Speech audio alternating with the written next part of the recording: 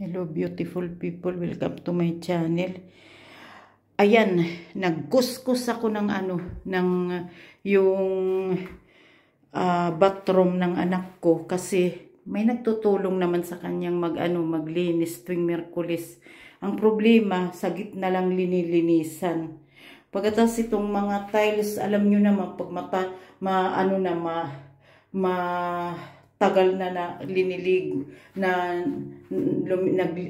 pinapaliguan talagang yung mga shampoo at saka mga sabon nandiyan dyan, at saka yung mga dumi siyempre ng katawan.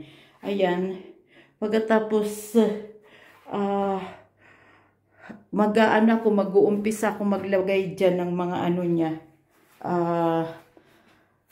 mga gamit niya. Yan, hindi ko pa yan siya nalilinisan. Lilinisan ko rin. Ayan pa yung yung mga gamit na ilalagay dito. Pero yung mga tiles nalinisan ko na. Pagkatapos ito yung lababo at saka siyempre yung lababo diyan ako naghuhugas kaya hindi perfecto.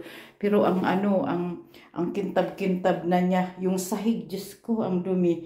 Sabi ko nga sa inyo, yung tumutulong paglinis sa kanya, sa gitna lang naglilinis. Pagkatas ang daming alikabok.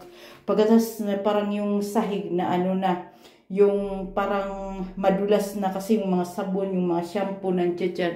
Kaya yun. Sabi ko kay Svinerg, ito labahan ito niya kasi madumi na.